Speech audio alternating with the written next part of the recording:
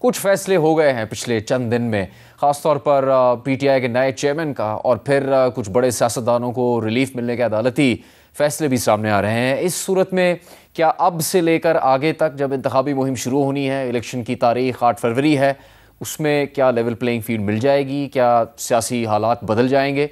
इसी पर हम बात करेंगे। सीनियर सहाफ़ी एंकर पर्सन आदिल शाहज़ेब हमारे साथ स्टूडियो में मौजूद हैं।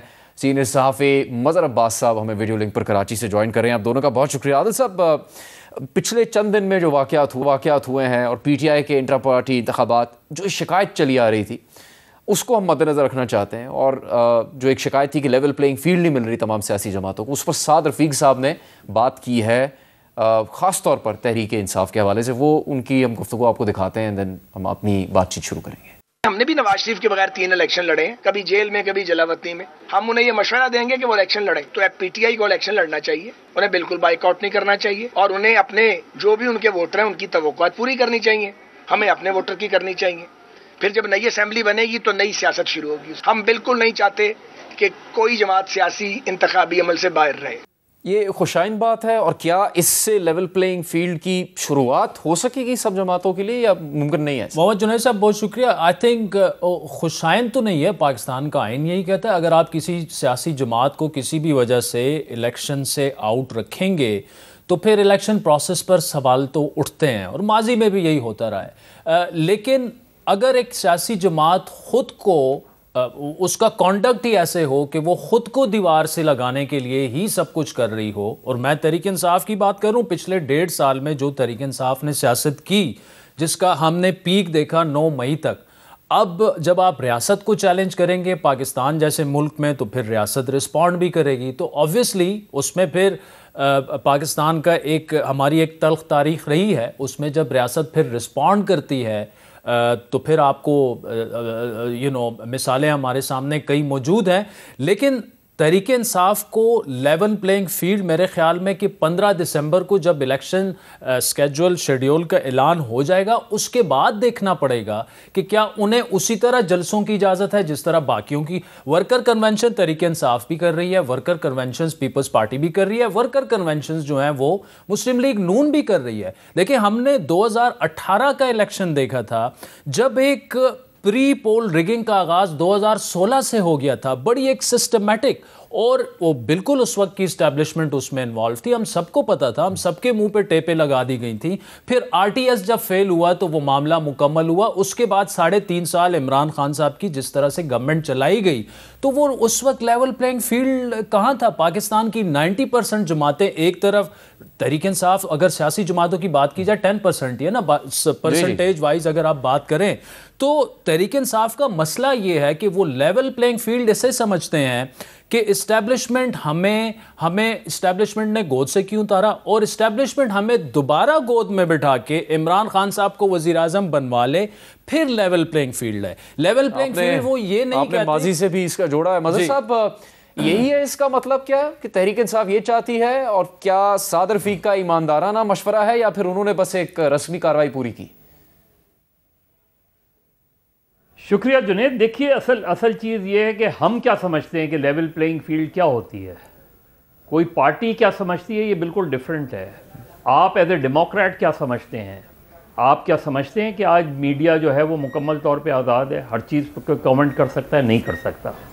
मीडिया पे रिस्ट्रिक्शंस हैं, और अगर फ्री मीडिया नहीं है तो डेमोक्रेसी का तसव्वुर नहीं है।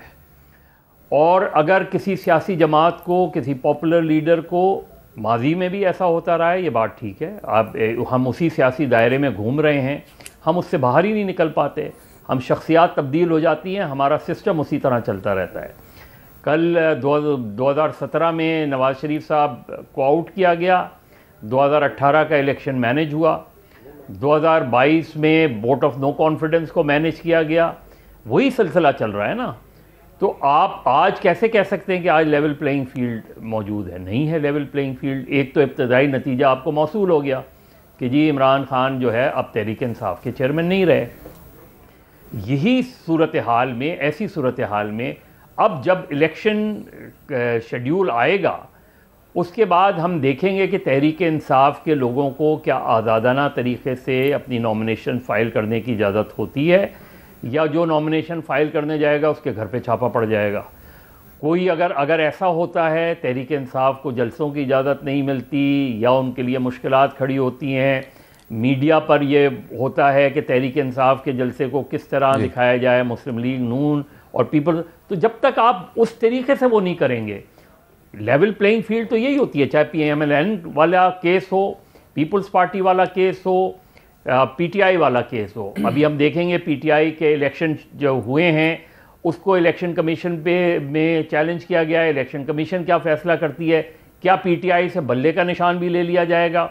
अगर बल्ले का निशान भी ले लिया जाता है तो PTI के पास क्या ऑप्शंस होंगे? तो अभी बहुत जल्दी है ये कहना कि किस तरह, लेकिन ऑलरेडी PTI अंडर प्रेशर है, PTI के लिए वो माहौल नहीं है, इसलिए आप नहीं कह सकते कि तमाम जमातों के लिए इस वक्त लेवल प्लेइंग फील्ड है। जिस तरह माजी में नून को प्रॉब्लम थी, उससे पहले पीपल्स पार्टी को प्रॉब्लम थी, जैसे आज PTI को प्रॉब्लम। आपने कहा इंतखाबी शेड्यूल आ जाएगा, आदिल साहब उस शेड्यूल के आने के बाद जो इस वक्त ग्राउंड रियलिटी है उसमें पीपल्स पार्टी, मुस्लिम लीग नून, तहरीक इंसाफ, इनकी जो इंतखाबी हल्के की सियासत है वो इतनी अपनी जगह मजबूत तौर पर मौजूद है कि उसकी बुनियाद पर ये उस तरीके से इलेक्शन में जा सकेंगे जैसे कि 2018 में गहमा गहमी तो थी नवाज शरीफ के मैदान में ना होने के बावजूद।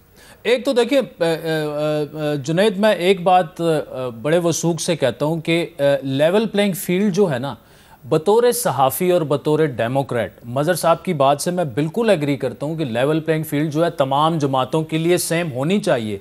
लेकिन जब हम साथ में ये बात नहीं करेंगे कि यही जमात इसने 3.5 साल, आज अगर हम मीडिया पर कदगनों की बात करते हैं और हम उन 3.5 सालों को भूल जाते हैं और फिर हमारे कुछ साथी जो बिल्कुल लिटरली PTI के कारकुन बनकर ये कह रहे हैं कि जी ये जुल्म हो रहा है, ज़्यादती हो रही है, लेकिन उनके लिए जुल्म जो है क्या तरीके अदम एतमाद कामयाब होने के बाद शुरू हुआ?